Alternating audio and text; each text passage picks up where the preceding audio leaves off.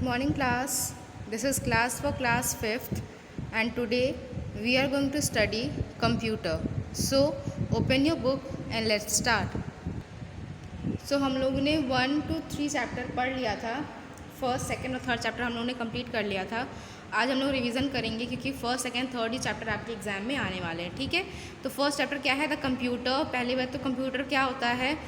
Computer क्या होता है? एक मशीन होता है जिसमें क्या होते हैं, 3 प्रोसेस होते हैं, इनपुट, प्रोसेसिंग एंड आउटपुट. ठीक है, इसी हिसाब से हमारा जो कंप्यूटर है वो काम करता है.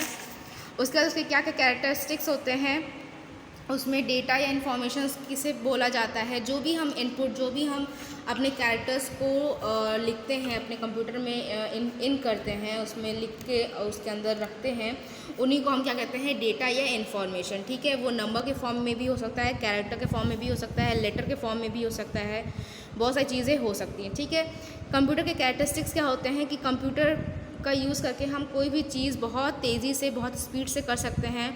Secondly accuracy. अगर हम देखें, अगर कैलकुलेशन वगैरह करना हो तो कंप्यूटर में अगर हमने सही इनपुट डाला होगा तो आउटपुट हमारा बिल्कुल एक्यूरेट ही आएगा, बिल्कुल उसमें कोई भी डाउट की कोई बात नहीं रहती है. उसके बाद क्या है? डिलीजेंस.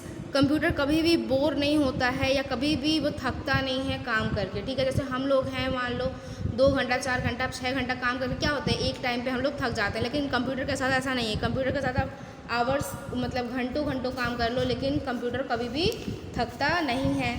उसके बाद स्टोरेज कैपेसिटी. कंप्यूटर के पास स्टोरेज कैपेसिटी काफ़ी ज़्यादा होती है. पहले तो ऑलरेडी उन कंप्यूटर में काफ़ी स्टोरेज रहता है और वो स्टोरेज फुल होने के बाद एक्स्ट्रा एडिशनल जो हमारा स्टोरेज रहता है वो भी अवेलेबल रहता है, जिसमें हम अपने डेटास को स्टोर कर सकते हैं. उसके बाद वर्सटिलिटी. इसमें ये है कि वो एक साथ बहुत सारे काम एक ही टाइम पे कर सकता है. ठीक है, जैसे मान लीजिए अगर आपको कोई चीज़ टाइप करनी है, ठीक है, आप टाइप कर रहे हो, उसके बाद आपको उसके तुरंत ही बाद आपको वीडियो देखना है, वीडियो आप देख रहे हो, या हो सकता है आपको वीडियो के साथ साथ जो है, वीडियो देख रहे हो उसके साथ साथ आपको कुछ ना कुछ टाइप करते रहना है. आप मान लो पढ़ाई का कुछ वीडियो देख रहे हो, उसका नोट्स आपको लिखना है, तो वो भी आप अपने कंप्यूटर पे लिख सकते हो एक ही टाइम पे. ठीक है, फिर है कम्पैक्टनेस. इसमें क्या है? साइज़ जो है, अगर देखा जाए कंप्यूटर की, तो वो डे बाई डे क्या हुआ है? डिक्रीज़ हुआ है, जिसकी वजह से क्या हुआ है कि हम कंप्यूटर को घर में रखने के लिए केपेबल हो गए. मतलब जितना बड़ा होता कंप्यूटर उतना हमें रखने में दिक्कत होता. लेकिन ये है कि जिस तरह से एडवांसमेंट हुई है टेक्नोलॉजी में, उस तरह से क्या हुआ है, कंप्यूटर की साइजेस क्या हुई? डिक्रीज़ हुई हैं. रिलेबिलिटी मतलब क्या होता है कि अगर हमारा इनपुट जो है वो करेक्ट है तो हमारा जो आंसर है वो भी करेक्ट होगा. कंप्यूटर कभी भी गलत मिस्टेक्स नहीं, मतलब कभी भी गलती नहीं करता है. ठीक है, उसके बाद पावर ऑफ रिमेंबरिंग. जो भी डेटा हम एंटर करते हैं वो हमेशा कंप्यूटर को याद रहता है. उसके बाद है लिमिटेशंस ऑफ कंप्यूटर. कंप्यूटर के क्या क्या लिमिटेशंस है? तो क्या क्या लिमिटेशंस हैं कि वो डिसीज़न अपने से नहीं ले सकता. मतलब अपने से वो इनपुट करके, जैसे मान लीजिए अगर हमने गलत इनपुट लिखा है तो ये वो नहीं बताएगा कि इनपुट गलत है, ये आपको ही देखना है कि आपके इनपुट गलत है कि नहीं. तो जो डिसीजंस है वो कंप्यूटर नहीं ले सकता है. इंटेलिजेंस. जो भी आप देंगे, मतलब वही है, जो डिसीजन नहीं ले सकता उसमें क्या रहती है? बुद्धि की कमी रहती है. बुद्धि है कंप्यूटर के पास नहीं. वो सिर्फ क्या करेगा, जो आप इनपुट देंगे उसके हिसाब से आपको रिजल्ट देगा. फीलिंग्स एंड इमोशंस नहीं है कंप्यूटर के पास. क्यों? क्योंकि वो एक नॉन लिविंग थिंग है. और सेकेंडली क्या है, अगर प्लानिंग और प्रोग्रामिंग की बात है तो उसके लिए क्या रहता है कि वो काफ़ी टाइम लेता है. अगर मान लीजिए आप प्लानिंग कर रहे हो किसी चीज़ की, तो आप अपने डेली लाइफ में भी उसका टाइम रखता है. ठीक है, प्लान करने में, फिर उसको प्रोसेस करने में. उसी तरह कंप्यूटर में भी क्या रहता है, प्लानिंग करके कोई चीज़ करने में टाइम लगता है. फिर अगर कंप्यूटर के वर्क के बारे में बात की जाए तो इसमें क्या है, 3 डिवाइसेस हैं, input device, output device and storage device. ठीक है, जो भी आप इनपुट करोगे उसी हिसाब से प्रोसेसिंग होगा, उसी हिसाब से हमारा रिजल्ट मिलेगा, जिसको आईपीओ साइकिल बोला जाता है. आईपीओ को फुल फॉर्म क्या है? Input, processing and output. ठीक है, इनपुट डिवाइसेस में डिवाइसेस दिए गए हैं, जैसे कीबोर्ड. कीबोर्ड में अगर हम देखें तो क्या क्या कीज़ पाए जाते हैं? Alphanumeric keys, control keys, function keys, special keys, punctuation keys. ठीक है, टोटल कितने कीज़ होते हैं? 104. एक स्टैंडर्ड कीबोर्ड में 104 कीज़ पाए जाते हैं. उसके बाद इनपुट में माउस है. माउस में point, click, drag, drop, commands, ये सारे होते हैं. उसके बाद है स्कैनर. स्कैनर से हम क्या कर सकते हैं, अपने जो डेटाज हैं उनको हम स्कैन करके उसका प्रिंट आउट निकलवा सकते हैं, उसकी हार्ड कॉपी निकलवा सकते हैं. अब स्कैनर में दो तरह के स्कैनर होते हैं, एक होता है हैंड हेल्ड स्कैनर, एक होता है फ्लैट बेड स्कैनर। ठीक है, हैंड हेल्ड स्कैनर वो स्कैनर होता है जिसे हम हाथ से पकड़ के स्कैनिंग कर सकते हैं। फ्लैट बेड स्कैनर आपको मैक्सिमम शॉप्स वगैरह में मिल जाएंगे, जहाँ पे स्कैनिंग कहाँ की जाती है, एक फ्लैट स्पेस रहता है जहाँ पे पेजेस रख के या फोटोग्राफ्स रख के या कोई भी डॉक्यूमेंट रख के आप उसकी स्कैनिंग कर सकते हो। उसके बाद होता है शीट फेड स्कैनर। ये जो रहता है ये मल्टीपल अगर आपके पास पेजेस है उसको स्कैन करना है तो इसके लिए शीट फेड स्कैनर का यूज़ किया जाता है। इसमें एक साथ जितने भी पेजेस हैं उसको नीचे वाले स्टॉक में रख दिया जाता है और क्या होता है जिस तरह से स्कैनिंग होके वो आपके ऑटोमेटिकली बाहर आते रहते हैं पेजेस। उसके बाद है वेब कैम किसके लिए यूज़ किया जाता है, मैक्सिमम वीडियो कॉलिंग वगैरह के लिए किया जाता है या वीडियो कैमरा के लिए यूज़ किया जाता है, जो किससे कनेक्ट होता है, कंप्यूटर से कनेक्ट होता है। ग्राफिक टैबलेट एक पेज और एक पेन की तरह होता है, जिस पेन का यूज़ करके आप जिस तरह से पेजेस पे लिखते हो उसी तरह आप उस कंप्यूटर के मॉनिटर पे लिख सकते हो। जॉयस्टिक जो है वो गेम्स वगैरह के लिए यूज़ किया जाता है। माइक्रोफोन जो है कंप्यूटर से कनेक्ट किया जाता है ताकि आप वॉइस रिकॉर्ड कर सको, म्यूज़िक सुन सको, साउंड वगैरह से कनेक्टेड रह सको।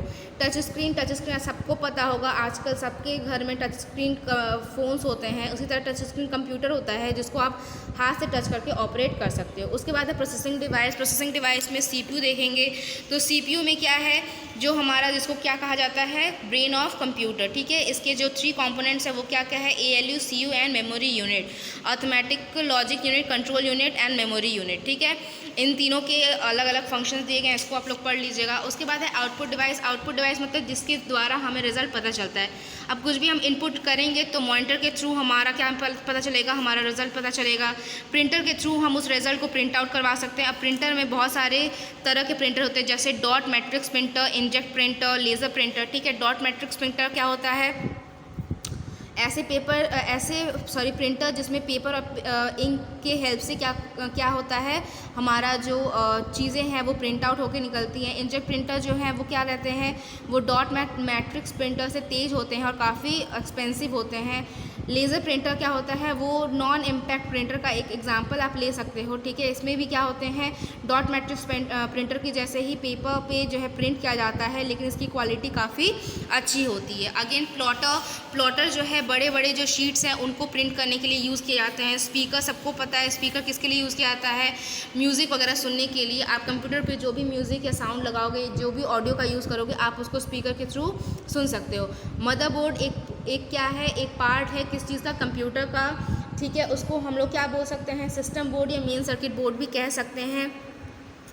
इसमें बहुत सारे चिप्स, बहुत सारी चीज़ें जो है वो अटैच जाती हैं और ये जो है कहाँ अटैच जाता है, सीपीयू में अटैच जाता है। ठीक है, तो यहीं पे आप लोग का चैप्टर ओवर होता है। आप लोग जो है इसका एक्सरसाइज आप लोग देख लीजिएगा, जो छोटे छोटे एक्सरसाइजेज है स्पेशली ये सारे भी आप लोग ज़रूर से पढ़िएगा। उसके बाद है हमारा second chapter, that is computer memory. ठीक है, मेमोरी कितने तरह के होते हैं, 2 तरह के होते हैं। फर्स्ट है प्राइमरी मेमोरी, सेकेंड है secondary memory.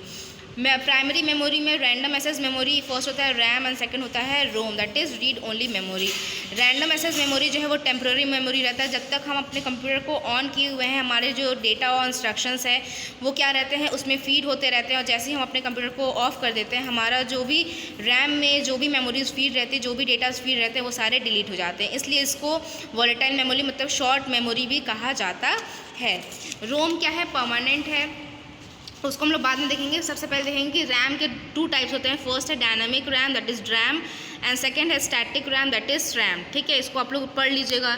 Read only memory क्या है, परमानेंट नेचर रहता है, अगर आप अपने कंप्यूटर को स्विच ऑफ भी कर देते हो उसके बाद भी वो जो इन्फॉर्मेशन है वो आपके कंप्यूटर में ही रहेगा, जिसको हम नॉन वॉलेटाइल मेमोरी भी कह सकते हैं। सेकेंडरी मेमोरी में जो है अब देख सकते हैं डिफरेंट आपका बता दिया गया है, डिफरेंट आपके टेबल बना दिया गया है। सेकेंडरी में होता है मैग्नेटिक डिस्क, फिर होता है ऑप्टिकल डिस्क, और उसके बाद होता है फ्लैश ड्राइव। मैग्नेटिक डिस्क में हार्ड डिस्क आता है, ऑप्टिकल डिस्क में CD, DVD और ब्लू रे डिस्क आता है, फ्लैश ड्राइव में pen drive and memory card आता है। ठीक है, तो ये आप लोग की रिस्पॉन्सिबिलिटी कि आप लोग इस चीज़ को पढ़ोगे, क्योंकि इसमें बहुत ज़्यादा नहीं है, बस इसमें अलग अलग टाइप के आपके स्टोरेज डिवाइसेस दिए गए हैं। ठीक है, कॉम्पैक्ट डिवाइसेस वगैरह तो सबको आप लोगों को पता होगा, कॉम्पैक्ट डिस्क वगैरह जो होते हैं जिसमें आपके मूवीज़ वगैरह डाउनलोड होते हैं। ठीक है, DVDs वगैरह में सॉन्ग वगैरह डाउनलोड होते हैं। ये क्या रहते हैं, CD की तरह ही दिखते हैं, लेकिन इसमें जो स्टोरेज रहता है वो CD से ज़्यादा रहता है। ठीक है, इसको पढ़ लीजिएगा। उसके बाद कंप्यूटर मेमोरी को कैसे मेज़र कर सकते हैं, तो ये जो है बहुत इंपॉर्टेंट एक टेबल है आपका, ठीक है, जिसको आप लोग पढ़ोगे। तो इसका जो स्टार्टिंग होता है वो किलोबाइट से, मतलब सबसे हाईएस्ट जो रेंज होता है कंप्यूटर मेमोरी का वो होता है किलोबाइट से, और सबसे जो लोएस्ट होता है सबसे लोएस्ट जो होता है वो होता है बाइट्स, और सबसे हाईएस्ट जो होता है वो होता है योटा बाइट, ठीक है। सबसे ज़्यादा हाईएस्ट क्या होता है योटा बाइट, और सबसे जो लोएस्ट होता है वो होता है बाइट्स, ठीक है। तो इस टेबल को आप लोग पढ़ लीजिएगा। यहाँ पे आप लोग को नेक्स्ट चैप्टर भी ओवर होता है, और इसको आप लोग अच्छे से जो भी इसके एक्सरसाइजेज हैं ये सारे, ठीक है, ये सब तो बहुत इजी एक्सरसाइजेज हैं, तो इसको आप लोग रीड कर लीजिएगा। उसके बाद है विंडोज 7। विंडोज 7 क्या है? विंडोज 7 जो है आपका एक ऐसा आप बोल सकते हैं प्रोग्राम है जिसके थ्रू आप अपने फाइल्स फोल्डर को अपने उसमें सेव करके रख सकते हो, ठीक है। फाइल्स और फोल्डर क्या होता है, जो भी हमारे डेटा या इन्फॉर्मेशन है हम उन्हें क्या कर सकते हैं, फाइल या फोल्डर के फॉर्म में उनको अपने कंप्यूटर में रख सकते हैं, ठीक है। उसके बाद क्या है विंडोज़ एक्सप्लोरर। विंडो एक्सप्लोरर क्या है? विंडो एक्सप्लोरर जो है एक मैनेजर, फाइल मैनेजर है, जिसमें आप अपने फाइल्स और फोल्डर को मैनेज करके रख सकते हैं। इसको स्टार्ट कैसे करते हैं, स्टार्ट पे क्लिक करेंगे, उसके बाद ऑल प्रोग्राम्स पे जाएंगे, एसेसरीज़ पे जाएंगे, और उसके बाद विंडो एक्सप्लोरर पे जैसे क्लिक करेंगे तो हमारा जो विंडो एक्सप्लोरर है वो ओपन हो जाएगा, ठीक है। उसके बाद आप फाइल्स और फोल्डर को ऑर्गेनाइज कैसे कर सकते हो, अगर आप फाइल और फोल्डर को जो है अब वो किस तरह का फाइल है उस हिसाब से आप लोग उसको करोगे। जैसे डॉक्यूमेंट है तो डॉक्यूमेंट फोल्डर पे, पिक्चर्स है तो पिक्चर फोल्डर पे, म्यूज़िक है तो म्यूज़िक फोल्डर पे, वीडियो है तो वीडियो फोल्डर पे, और डाउनलोड है तो डाउनलोड्स फोल्डर पे हम उसे रखेंगे, ठीक है। फाइल्स फोल्डर को ओपन कैसे करना है, सबसे पहले स्टार्ट मेनू पे क्लिक करेंगे, उसके बाद हमारा स्टार्ट मेनू जो है, स्टार्ट बटन पे क्लिक करेंगे तो स्टार्ट मेनू ओपन हो जाएगा। वहाँ से हमें विंडो एक्सप्लोरर जो है वो उसे हमें क्लिक करना है, ठीक है। अगर वो नहीं है तो ऑल प्रोग्राम्स पे जाएंगे, वहाँ पे हमें विंडो एक्सप्लोरर मिल जाएगा। वहाँ से हमें देखना है कि कौन सा फोल्डर हमें ओपन करना है, उस पर हमें डबल क्लिक करना है। उसको डबल क्लिक करते ही उसके अंदर जितने भी फाइल्स आएंगे वो सारे ओपन हो जाएंगे, और जिस भी फाइल्स को हमें ओपन करना है उस पर जैसे हम डबल क्लिक करेंगे तो हमारा जो फाइल है वो ओपन हो जाएगा। अब हम सेलेक्ट कैसे कर सकते हैं, सबसे पहले हमें जो है वो फाइल का जो पेज है वो ओपन करना है, यही पेज हमें ओपन करना है। उसके बाद उस फाइल पर क्या करेंगे, हमें क्लिक करना है ताकि हम उस फाइल को सेलेक्ट कर सकें, ठीक है। उसके बाद जैसे ही वो सेलेक्ट होगा हमारे पास उसके अंडर अगर बहुत सारे फाइल्स होंगे तो हमारा कुछ इस तरह से शो होने लगेगा। उसके बाद जो भी फाइल हमें सेलेक्ट करना है उस पर हम क्लिक करेंगे तो हमारा फाइल क्या हो जाएगा, सेलेक्ट हो जाएगा। सेलेक्ट मल्टीपल फाइल, अगर मल्टीपल फाइल हमें सेलेक्ट करना है तो क्या करेंगे, सबसे पहले फाइल का फोल्डर हमें ओपन करना है। फर्स्ट फाइल को हमें सेलेक्ट करना है जिसको हम सेलेक्ट करना चाहते हैं। उसके बाद कंट्रोल की क्लिक करके अपने माउस को हम जहाँ तक ड्रैग करेंगे वो सारे फाइल्स जो हैं वो क्या हो जाएंगे, हमारे सेलेक्ट हो जाएंगे और वो हाईलाइट भी होने लगेंगे, ठीक है। डीसेलेक्ट फाइल कैसे करेंगे, फिर से हमें वही करना है, एक कंप्यूटर पे अगर सारे जितने भी फाइल्स हैं वो सेलेक्टेड रहेंगे, फर्स्ट फाइल पे हमें क्लिक करना है और क्लिक किए रहना है। उसके बाद कंट्रोल की क्लिक करेंगे तो सारे क्लिक क्या हो जाएंगे, सारे फाइल्स क्या हो जाएंगे, डीसेलेक्ट हो जाएंगे, ठीक है। कॉपी या मूव कैसे करवा सकते हैं, आपको ऑप्शन रहता है ऑर्गेनाइज में, ठीक है। आप जो भी फाइल जो है कॉपी करना चाहते हो उसको सेलेक्ट करोगे, ऑर्गेनाइज पे कॉपी रहता है, कॉपी क्लिक करोगे, आप अपना नया फोल्डर ओपन करोगे, नया पेज ओपन करोगे, वहाँ पे जाके भी ऑर्गेनाइज करके पेस्ट करोगे तो तुरंत आपका जो फाइल या फोल्डर है वो यहाँ पे पेस्ट हो जाएगा। मूव कैसे कर सकते हो, मूव का भी ऑप्शन यहीं पे रहता है, आप पहले वो फाइल सेलेक्ट कर लो, ऑर्गेनाइज पे जाके कट ऑप्शन पे क्लिक करो, उसके बाद अपना जो भी फाइल या फोल्डर है वो आप फॉर्म करो, और वहाँ पे जाके जैसे पेस्ट का ऑप्शन क्लिक करोगे तो वो वहाँ से हट के यहाँ पे आपका पेस्ट हो जाएगा, ठीक है। न्यू फोल्डर, फाइल और फोल्डर कैसे क्रिएट कर सकते हो, आप क्या कर सकते हो, ओपन अ फोल्डर इन विच, पहली बात आपको वो फोल्डर ओपन करना है जिसमें आपको फाइल को क्रिएट करना है, ठीक है। किसी भी एम्प्टी स्पेस पे जाके आपको राइट क्लिक करना है, वहाँ पे न्यू का ऑप्शन आएगा, ठीक है। जैसे ही आप देखोगे किसी भी कहीं पे भी आप जहाँ पे फ्री स्पेस है वहाँ पे जाके राइट क्लिक करोगे तो आपका न्यू ऑप्शन मिलेगा। न्यू ऑप्शन पे क्लिक करते ही आपको किस तरह का फोल्डर चाहिए वो आप सेलेक्ट कर लो, जैसे ही आ जाएगा तो आपके पास एक नया फोल्डर ओपन हो जाएगा। यहाँ पे आप उसको नेम लिख सकते हो, एंटर करोगे तो आपका न्यू फोल्डर बन जाएगा, ठीक है। रीनेम कैसे कर सकते हो, रीनेम का ऑप्शन ऑर्गेनाइज में रहता है। सबसे पहले आप क्या करोगे, उसमें से सेलेक्ट करोगे जिसको आप मतलब जिसका नाम आप चेंज करना चाहते हो, ऑर्गेनाइज पे क्लिक करके रीनेम पे क्लिक करोगे, आप उस पर नाम लिखोगे, जैसे आपका इस तरह से आ जाएगा, इस पर आपको नाम लिखना है, और जैसे ही आप एंटर क्लिक करोगे तो यहाँ पे आपका नाम चेंज हो जाएगा, ठीक है। फाइल को डिलीट कैसे कर सकते हो, उसका भी ऑर्गेनाइज में रहता है। सबसे पहले आपको फाइल को सेलेक्ट करना है, ऑर्गेनाइज पे जाके डिलीट ऑप्शन करना है, उसके बाद कुछ इस तरह से आपके पास डायलॉग बॉक्स ओपन हो जाएगा, उसमें से येस क्लिक करना है और आपका जो फाइल है वो डिलीट हो जाएगा। रीस्टोर कैसे कर सकते हो, रिसाइकिल बीन से जाके आप उस फाइल या फोल्डर को ढूंढो, उसको क्या करना है, रीस्टोर पे क्लिक करो। जैसे ये फाइल और फोल्डर है, इस पर जैसे हम राइट क्लिक करेंगे तो हमारा रीस्टोर का ऑप्शन आएगा, रीस्टोर क्लिक करेंगे तो हमारा जो फाइल और फोल्डर है वो दोबारा अपने स्पेस पे जहाँ पे पहले था वहाँ पे वापस आ जाएगा। ठीक है, इसके बाद विंडोज 7 की और सारी चीज़ें दी गई हैं, जैसे टच स्क्रीन हो गया, जंप लिस्ट हो गया और विंडो मोबाइल हो गया। ठीक है, तो ये उतने इंपॉर्टेंट नहीं है, लेकिन इसको आप लोग एक बार रीड कर लीजिएगा। यहीं पे आप लोग का थर्ड चैप्टर भी ओवर होता है। इसका जो क्वेश्चन आंसर और भी एक्सरसाइजेस है उसको आप लोग पढ़ लीजिएगा एग्जाम के बेसिस पे। और आई होप आप लोग को तीनों चैप्टर बहुत अच्छे से समझ में आया होगा। स्पेशली आप लोग एक्सरसाइज पे ध्यान दीजिएगा, क्योंकि एक्सरसाइजेस में काफ़ी ज़्यादा हैं और एक्सरसाइज जो है क्या रहता है कि मार्क्स गेन करने के लिए बहुत अच्छा रहता है। ठीक है, और क्वेश्चन आंसर में भी एक चीज़ आप लोग याद रखना कि जो बहुत बड़े बड़े आंसर है, 2-3 पेज का आंसर है, उसको आप लोग स्किप कर सकते हो। एक पेज फुल पेज के जो भी आंसर्स हैं उन्हें ट्राई करना कि आप उन्हें याद कर लो। ठीक है, बाकी शॉर्ट आंसर्स में तो जो बहुत शॉर्ट है वो शायद ही आए, जो थोड़े बहुत जो लॉन्ग होंगे वो आएंगे। ठीक है, शॉर्ट आंसर्स में बहुत शॉर्ट एक लाइन का जो आंसर रहेगा उसको आप लोग बिल्कुल मत याद करिएगा। ठीक है, तो यहीं पे आप लोग का चैप्टर ओवर होता है एंड थैंक यू।